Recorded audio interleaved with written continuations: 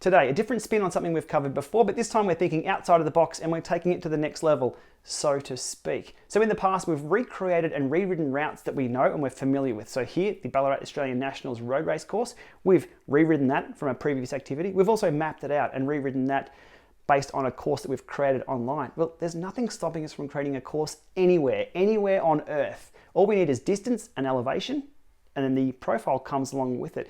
We're not limited to roads on a road bike. We can do anything, including hiking trails. So I've come up with something creative today, and the recipe is we're using the Garmin Edge 820 to control the TACX Flux Smart Trainer. We're using Komoot to map out the hiking trail or route, and we're using Zwift in passive mode, so we're still rocking up those Zwift XP points. Alrighty, here's what it's all about for today's training session.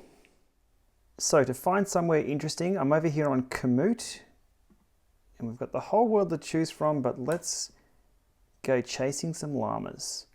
Okay, Machu Picchu found here, but what we want to do is dive in a little closer than this. I've lost the mouse. Where did it go? Here we go. Okay. I can see some pretty interesting switchbacks here. Now, I don't know if it's a paved road or a gravel road. It really doesn't matter. What we'll do though is we'll start in town here. We'll hit start.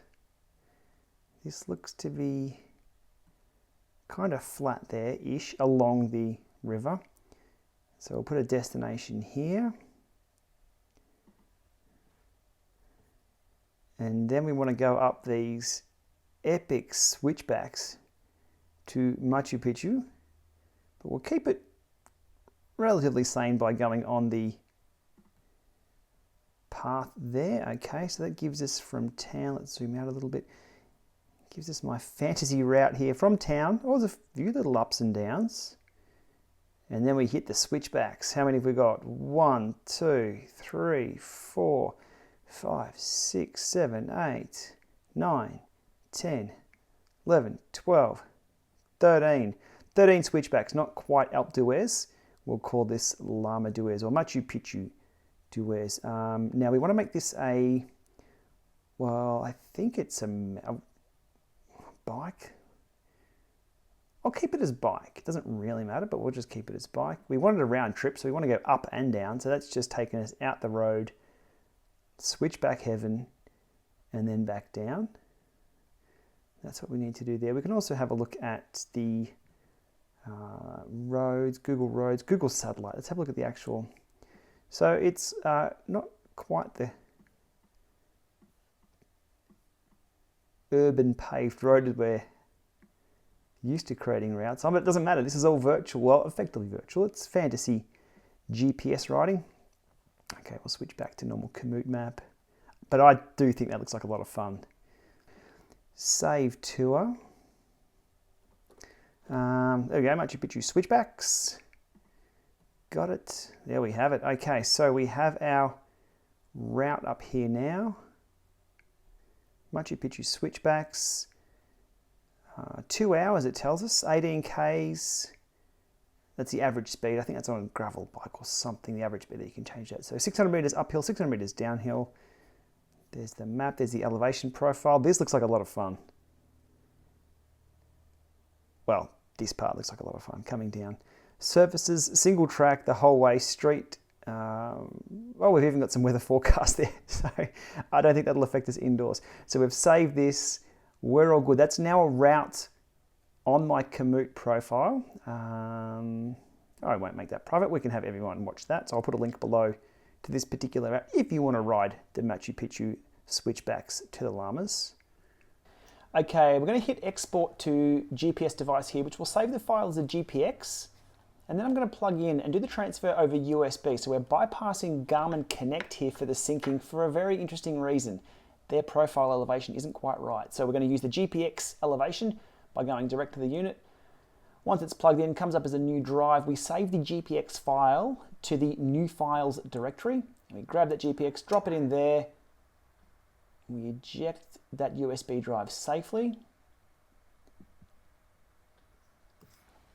Yank out the USB, we boot it up, we go to training, we have a look at an indoor trainer. indoor trainer. There we go. We want to follow a course, and there we go, Machu Picchu Switchbacks. It's already there, and we just want to make sure the map is correct. Okay, there's the same summary as what we had. The map itself is there, all the switchbacks, and the elevation, the most important thing, which we re-ride indoors. There we have it, all there. Looking pretty good. We hit ride, it loads course, just to make sure it's all going to work. Yeah, okay, next. There we have it, looking good. We can also change the profile scale, so up and down on those. Gives us a little bit more granularity of what we're seeing on the screen as we ride it. We can also change the elevation profile there as well when we hit that. There we go.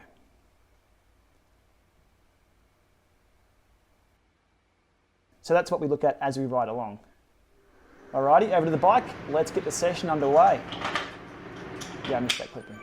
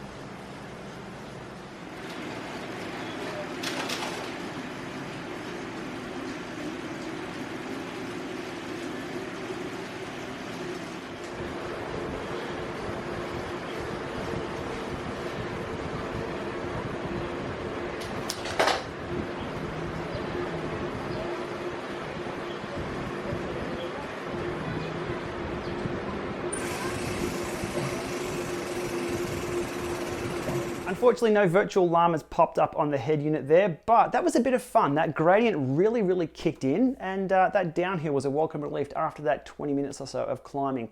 All the data from my session there was saved in Zwift and uploaded to Strava that way, but you can just as easily upload that from your 820 to whichever service you need. That'll also work with the Wahoo Elements, also work with the 520, etc. Anything that's an FEC controllable trainer, you can use this recipe to do the same thing. And also exporting those routes. Doesn't have to be Komoot, it can be from any service itself, as long as the mapping and elevation data is there. One road, and here's the challenge I'll lay down. If people can find the road, I couldn't quite find it to map it. There's a road called ZIG-24 or ZAG-24 in China, which I think is the world's most dangerous road. If someone can map that out, send me the GPX file. I want to ride that one. All right. Happy Friday. Have a good weekend, everybody. Enjoy your riding. See you soon.